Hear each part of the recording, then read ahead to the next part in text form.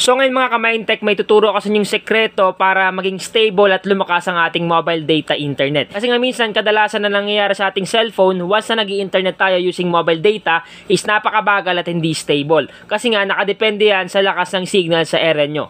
Ngayon guys, ituturo ko sa inyong sekreto para hindi na maglalag sa online games, para maging stable sa panonood ng mga video sa YouTube at pag-browse sa mga social media applications. Make sure lang na panoorin nyo yung video hanggang matapos para malaman nyo yung sekreto at tricks natin para lumakas, maging stable yung ating mobile data internet.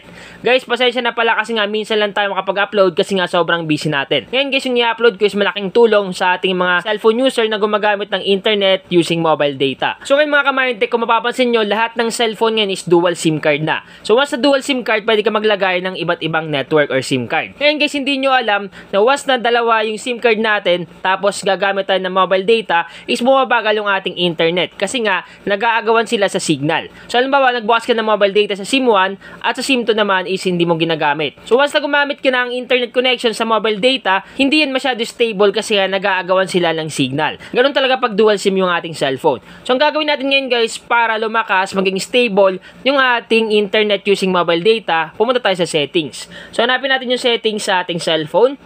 Once na makita mo na yung settings, click lang natin. So click settings. Pag naklik mo na yung settings guys, hanapin mo dyan yung SIM card and mobile network.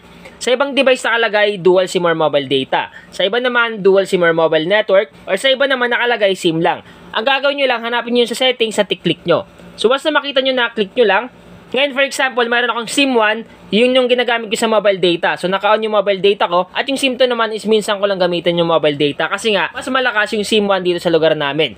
Ngayon halimbawa naka-on yan, okay yung connection dito. Pero mas okay pag naka-off yung SIM 2. So nakuha nyo yung punto ko guys. Once nagagamit kayo ng mobile data at mag-i-internet kayo, i-off nyo yung isang SIM para hindi masyado nag-aagawan sa signal at maging stable, lalong-lalo na kung naglalaro ka ng mga online games, pati na rin sa pag-browse ng mga application at mga social media apps. So halimbawa guys, ang gagamitin mo yung SIM 1, i-off mo lang yung SIM 2. Or halimbawa gagamitin mo yung SIM 2, i-on mo yung mobile data sa SIM 2, i-off mo yung SIM 1. Para hindi sila nag-aagawan at maging stable talaga yung ating internet using mobile data. For example guys, ginagamit ko yung SIM 1, then naka-on na yan. So ang gagawin ko lang, i-off ko lang yung SIM 2. So para ma-off yan, ang gagawin mo lang, itap mo lang yung SIM na gusto mo i-off. Kunyari SIM 1 or SIM 2, kayo na bahala. So sa akin, nasa SIM 2, hindi ko ginagamit, click ko lang tong SIM 2. Then may makikita ka dyang button sa katabi ng SIM. So once na gusto mo i-turn up yung SIM 1 man or SIM 2, ang gagawin mo lang, tap mo lang tong button dito. Tap natin. Once na matap mo yan at magkulay gray na or ma-turn off na, automatic naka-turn off na yung SIM 2 kasi nga hindi naman natin ginagamit sa mobile data. Ngayon yung naka-on lang or naka-activate lang is yung mismong SIM 1. Talagang stable yan, mabilis at walang kaagaw sa signal.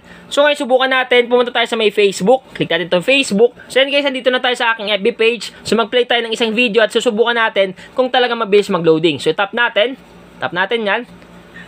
So kung makita nyo guys, stable naman siya at mabilis kasi nga naka-off na yung isang SIM. Hindi na sila mag-aagawa ng signal at ang maganda pa doon, talaga magiging stable ka sa online games. Kasi nga hindi mag-aagawa ng signal yung ating internet connection sa mobile data. So ganun guys yung gagawin nyo once na gusto nyo maging stable, once na gusto nyo lumakas yung inyong mobile data internet sa inyong cellphone. For example, yung ginagamit mo lang is SIM 1 lang sa mobile data. Pag magbo-mobile data ka, i-off mo lang yung SIM 2. Or halimbawa naman SIM 2 yung ginagamit mo sa mobile data, i-off mo lang yung SIM 1. Ganun lang guys kasimple. Sana nakatulong tong vlog ko ngayon. Once again naman, Mindtech PH, thank you and God bless all.